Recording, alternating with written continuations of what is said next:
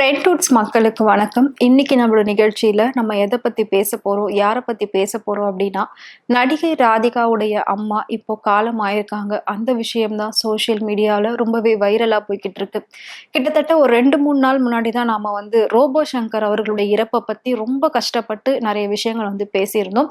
அதுவே இன்னும் நம்மளால தாங்கிக்க முடியல. அதுல இருந்து நம்மளால இன்னும் மீள முடியல. அடுத்தடுத்து இப்படி பிரபலங்கள் மத்தியில இறப்பு நேரிடுறது ரொம்பவே பெரிய விஷயமா இருந்துட்டு இருக்கு. அதை பத்தி தான் இன்னைக்கு நாம பேச போறோம். எம்.ஆர். ராதா அவர்களுடைய மனைவி கீதா ராதா அவர்கள் நேற்று மாலை பொழுது காலமாயிருக்காங்க. வயது மூப்பு காரணமாகவும் உடல்நிலை சரியில்லாம இருந்ததாலையும் அவங்க காலமாயிருக்காங்க. நேற்று இரவுல இருந்தே ராதிகா, நிரோஷா, சரத்குமார், எம்.ஆர். ராதா ரவி இவங்க எல்லாருமே ரொம்பவே கஷ்டப்பட்டுட்டு இருந்திருக்காங்க. இப்போ அந்த வீடியோஸ் எல்லாம் பார்க்கும்போது ரொம்பவே கஷ்டமா இருக்கு. ராதிகா எவ்வளோ ஒரு போல்டான ஆக்ட்ரஸ் அப்படின்னு நம்ம எல்லாருக்குமே தெரியும். அதே மாதிரி நிரோஷா அவர்களும் சரி, கிட்டத்தட்ட இவங்கெல்லாம் எல்லா லாங்குவேஜ்லயும் சேர்த்து ஒரு 100 கிட்ட படங்கள் நடிச்சிருப்பாங்க. அவ்வளோ படங்கள் நடிச்சிருக்காங்க. நிறைய விஷயங்கள் அவங்க சாதிச்சிருக்காங்க. பெண்களுக்கு எந்த அளவுக்கு முன்னோடியா இருக்கணுமோ அந்த அளவுக்கு நிறைய விஷயங்கள்ல ராதிகா ரொம்பவே மோட்டிவேஷனா இருப்பாங்க. பயங்கர மோட்டிவேஷனல் ஸ்பீச் எல்லாம் பேசுவாங்க. ஒரு பெண் எந்த அளவுக்கு தைரியமா எல்லாத்தையும் ஃபேஸ் பண்ணி வரணும் அப்படிங்கிறதுக்கு ஒரு முன் உதாரணமா ராதிகா இருப்பாங்க. ஸோ ஒரு போல்டான ஆக்ட்ரஸ் அப்படின்னாலே தமிழ் இண்டஸ்ட்ரியில ஃபர்ஸ்ட் சொல்லக்கூடியது ராதிகா தான். அதுக்கப்புறமா தான் அடுத்தடுத்த மற்ற ஹீரோயின்ஸோட பேர் எல்லாமே சொல்லுவாங்க. ஸோ அந்த போல்ட்னஸ், அந்த அளவுக்கு ஒரு தைரியம் எங்க இருந்து வந்தது அப்படின்னா தன்னோட தாய்கிட்ட இருந்து தான் அவங்களுக்கு வந்தது அப்படின்னு சொல்லி அவங்க நிறைய இன்டர்வியூஸ்ல சொல்லியிருப்பாங்க. என்னதான் இவங்க பெரிய பெரிய விஷயங்கள் அச்சீவ் பண்ணியிருந்தாலும், எவ்வளோ படங்கள் நடிச்சிருந்தாலும், எவ்வளவுதான் போல்டா இருந்தாலும், அம்மா இறந்துட்டாங்க அப்படின்றப்போ அவங்க அழுவறத பார்க்கும்போது அவ்வளோ கஷ்டமா இருக்கு. அவங்க நிறைய இன்டர்வியூஸ்ல அவங்க அம்மாவை பத்தி ரொம்ப அதிகமா பேசுவாங்க. அதை தாண்டி அவங்க அப்பாவை பத்தி பேசுவாங்க. So MR. ராதான்றவர் ஒரு பெரிய நடிகர். அந்த அளவுக்கு அவரோட நடிப்பு இன்னைக்கு வரைக்கும் பேசப்பட்டுக்கிட்டு இருக்கு. குறிப்பா சொல்ல போகணும் அப்படின்னா, இன்னைக்கு இருக்கக்கூடிய இளைஞர்கள் நிறைய பேர் அவருடைய படத்தை பார்க்கணும் அப்படின்னா ரத்த கண்ணீர் படம் கண்டிப்பா பார்ப்பாங்க. ஏன்னா அந்த அளவுக்கு அதுல அவரோட நடிப்பு அற்புதமா இருக்கும். ஒரு சூப்பரான இன்ஃபர்மேஷன் அது கொடுத்திருப்பார். அது இந்த காலத்துக்கு ரொம்பவே பொருந்தக்கூடிய ஒரு இன்ஃபர்மேஷனா இருக்கும். அதனால இன்னும் எத்தனை வருடங்கள் கடந்தாலும் அந்த படத்தை பார்த்து நிறைய பேர் திருந்தணும் அப்படின்றதுக்காக தான் அந்த படத்தை பாருங்க அப்படின்னு சொல்லுவாங்க. ஸோ இன்னைக்கு வரைக்கும் பேசக்கூடிய படம் அவரோட ஒவ்வொரு படமும் அப்படின்னு சொல்லலாம். நடிகவேல் அப்படின்னு அழைக்கக்கூடிய எம்.ஆர். ராதா அவர்களுடைய மனைவி தான் கீதா ராதா. இப்போ அவங்க காலமாயிட்டாங்க அப்படின்ற செய்தி கேட்டதுக்கு அப்புறமா ரொம்பவே கஷ்டமா இருந்தது.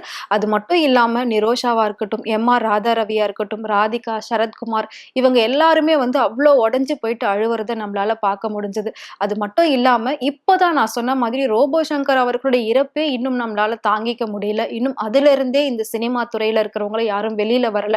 அதுக்குள்ள அடுத்த இறப்பு அப்படின்னு நினைக்கிறப்போ அது ரொம்பவே கலங்க வைக்குது அப்படின்னே சொல்லலாம். கிட்டத்தட்ட நிறைய முன்னணி நட்சத்திரங்கள், நிறைய முன்னணி பிரபலங்கள், ராதிகா கூட சேர்ந்து ஒர்க் பண்ணவங்க நிறைய பேர் பாத்தீங்கன்னா இப்ப அவங்களுக்கு போயிட்டு ஆறுதல் சொல்லிக்கிட்டு இருக்காங்க. நமக்கு என்னதான் வயசானாலும் நம்மளோட அம்மாக்கள் நம்மளை பார்க்கும்போது குழந்தை மாதிரி தான் பார்ப்பாங்க. தனுஷ் ஒரு டைலாக் சொல்லுவார், அம்மானா யாருக்கு தாங்க பிடிக்காது, நாய் பூனைக்கு கூட அம்மானா ரொம்பவே பிடிக்கும் அப்படின்னு சொல்லி. அதே மாதிரி இவங்க எவ்வளவு உயரத்துக்கு போனாலும் அம்மா பிள்ளைகளா தான் வளர்ந்திருக்காங்க. அப்படிப்பட்ட ஒரு அம்மாவை இன்னைக்கு இழந்துட்டு அந்த குடும்பமே ரொம்பவே தவிக்குது அப்படின்னு சொல்லலாம். குறிப்பா பெண்களுக்கு தான் இன்னும் அதிகமான அந்த சோகம், அந்த ஒரு கண்ணீர் இருக்கும் அப்படின்னுமே சொல்லுவாங்க. அதை வச்சு பாக்குறப்போ நிரோஷா அண்ட் ராதிகா இவங்க 2 பேரும் தான் ரொம்ப உடஞ்சு போய் அழுறது வீடியோக்கள்ல பயங்கரமா வந்துகிட்டு இருக்கு. அதெல்லாம் பார்க்கும்போது உண்மையிலே ரொம்ப கஷ்டமா இருக்கு. அவங்களுக்கு ஆறுதல் சொல்றதுக்காக நிறைய பேர் போயிட்டு அவங்க கூடவே இருந்துகிட்டு இருக்காங்க. நைட்ல இருந்து நிறைய பேர் அவங்க கூடவே இருந்துகிட்டு இருக்காங்க. அவங்களோட குடும்பத்துல இருக்கக்கூடிய எல்லாருமே சீக்கிரமா இதுல இருந்து மீண்டு வரணும் அப்படின்னு சொல்லி ரசிகர்கள் எல்லாருமே பிரார்த்தனை பண்ணிட்டு இருக்காங்க. இதுக்கு முன்னாடி சரத்குமார் கோடீஸ்வரன் அப்படிங்கிற ஒரு நிகழ்ச்சியை தொகுத்து வழங்கியிருந்தாரு. அந்த நிகழ்ச்சியில ஒரு கண்டஸ்டண்டா ராதிகா கலந்துகிட்டு இருந்தாங்க. அப்போ அவங்களுக்கு சப்போர்ட் பண்றதுக்கு பாத்தீங்கன்னா அவங்களோட அம்மா வந்திருந்தாங்க. அதிகமா அவங்க இந்த திரைத்துறையில வெளியே தெரிஞ்சிருக்க மாட்டாங்க. ஏதோ ஒரு சில இடத்துல மட்டும்தான் அவங்க வந்திருப்பாங்க. அந்த மாதிரி குறிப்பா அவங்க வந்த ஒரு நிகழ்ச்சி அப்படின்னு பாத்தீங்கன்னா சரத்குமார் அவர்கள் நடத்திய அந்த கோடீஸ்வரன் அப்படிங்கிற நிகழ்ச்சியில அவங்க வந்திருப்பாங்க.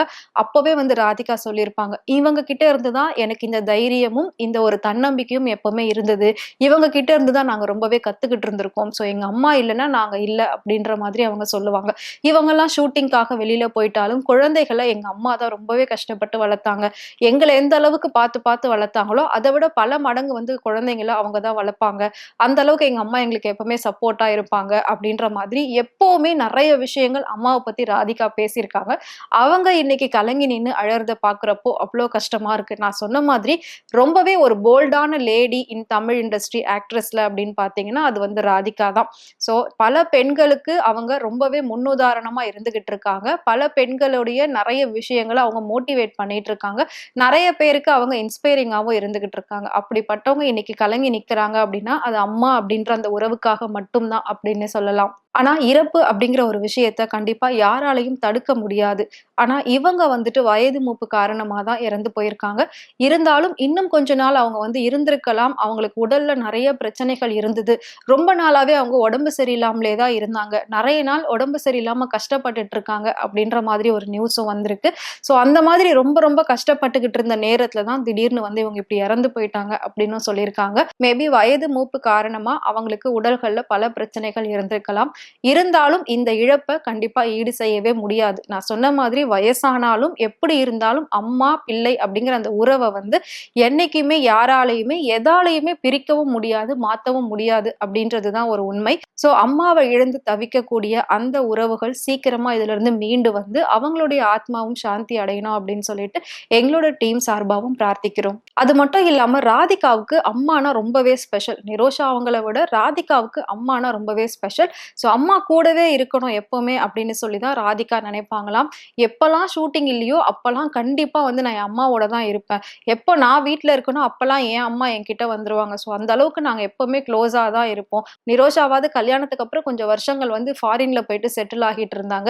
பட் நான் வந்து அம்மா விட்டு எப்பவுமே பிரியவே மாட்டேன். கடைசி வரைக்கும் அவங்க கூடவே இருக்கணும் அப்படின்னு நினைப்பேன். ஏன்னா அப்பா தான் நம்மளை விட்டு சீக்கிரம் போயிட்டாரு. ஆனா அம்மாவை நம்ம நல்லபடியா பாத்துக்கணும் அப்படின்னு சொல்லி எப்பவுமே நான் நினைப்பேன் அப்படின்னு சொல்லி அவங்க நிறைய இன்டர்வியூஸ்ல சொல்லியிருக்காங்க. இப்படி தொடர்ந்து அம்மாவை பத்தி பேசிட்டு இன்னைக்கு அவங்க அவங்களை இழந்துட்டு ரொம்பவே தவிக்கிறத நம்மளால பார்க்க முடியுது. இந்த தவிப்புக்கு யாரு என்ன ஆறுதல் சொன்னாலும் அதை ஏத்துக்கவே முடியாதுதான். இருந்தாலும் இதுல இருந்து அவங்க சீக்கிரம் மீண்டு வரணும் அப்படின்னு சொல்லி அவங்களோட ரசிகர்கள் எல்லாருமே வந்துட்டு பிரார்த்தனை பண்ணிட்டு இருக்காங்க.